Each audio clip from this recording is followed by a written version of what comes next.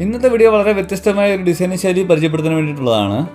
എന്താണെന്ന് വെച്ച് കഴിഞ്ഞാൽ നമ്മൾ സ്കൈ ആണ് ചെയ്യുന്നത്. അപ്പോൾ അതിന് വേണ്ടിയിട്ട് നമ്മൾ കഴിഞ്ഞ തവണ നമ്മൾ ബബിൾസ് ചെയ്ത ഒരു ബോർഡിൽ തന്നെ നമ്മളിപ്പോൾ ചെയ്യുന്നത്. കഴിഞ്ഞ ബബിൾസിൻ്റെ വീഡിയോ കാണാത്തവർ ലിങ്ക് ഡിസ്ക്രിപ്ഷൻ കൊടുത്തിട്ടുണ്ട്, നിങ്ങൾ കാണുക, അഭിപ്രായം പറയുക. അപ്പോൾ നമ്മൾ വീഡിയോയിലേക്ക് കടക്കുകയാണ്. ഈ ഡിസൈൻ ചെയ്ത് നമുക്ക് ആവശ്യമായിട്ടുള്ള ഒരു പേപ്പറാണ്.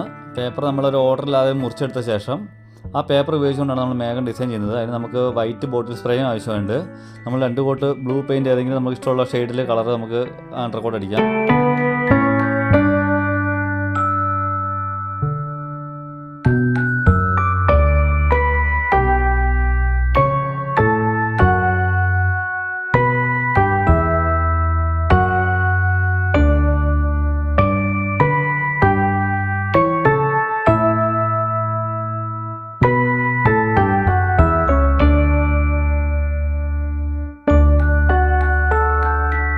ഈ മേഘം ഡിസൈൻ ചെയ്യുന്നത് പല രീതിയിൽ ചെയ്യുന്നവരുണ്ട്.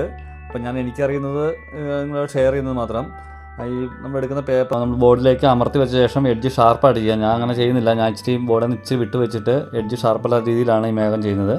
ചില സ്ഥലത്ത് മാത്രമേ ചേർത്ത് വെച്ച് എഡ്ജ് ഷാർപ്പാകുന്നുള്ളൂ. അപ്പോൾ അത് ഓരോരുത്തർ പല രീതിയിൽ ചെയ്യുന്നവരുണ്ട്. അപ്പം ഞാനിങ്ങനെയാണ് ചെയ്യുന്നത്.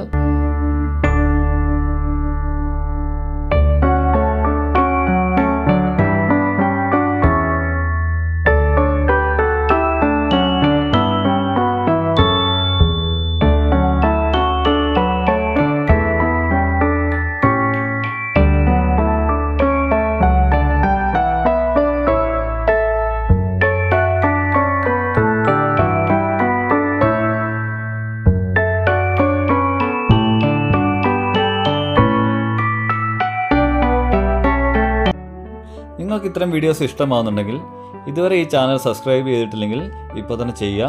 തുടർന്നും വീഡിയോസ് നോട്ടിഫിക്കേഷൻ ലഭിക്കുന്നതിന് വേണ്ടിയിട്ട് തൊട്ടടുത്തുള്ള ബെൽ ബട്ടൺ കൂടെ എനേബിൾ ചെയ്യുക. അപ്പോൾ ഈ ഡിസൈനിങ് നല്ലതാണോ ഇല്ലെങ്കിലും കമൻറ്റുകളൊക്കെ ചെയ്യുക.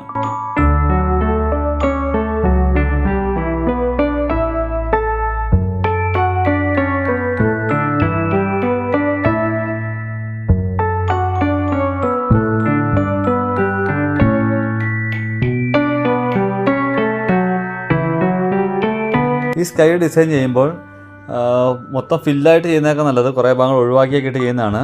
പക്ഷേ ഇത് ഈ ശൈലി പരിചയപ്പെടുന്നത് കൊണ്ടാണ് ഫില്ലായിട്ട് ചെയ്യുന്നത്. കുറേ ഭാഗം ഒഴിച്ചിട്ടാൽ ഇച്ചിരൂടെ നാച്ചുറലായിട്ട് തോന്നും.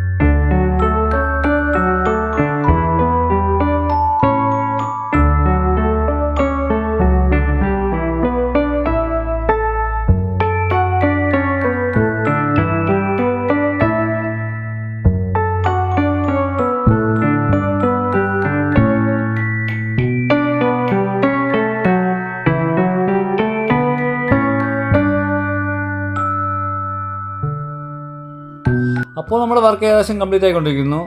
തുടർന്നും ഇത്തരം വീഡിയോസ് ലഭിക്കുന്നതിന് വേണ്ടിയിട്ട് നിങ്ങൾ തീർച്ചയായും സബ്സ്ക്രൈബ് ചെയ്യുക, സപ്പോർട്ട് ചെയ്യുക.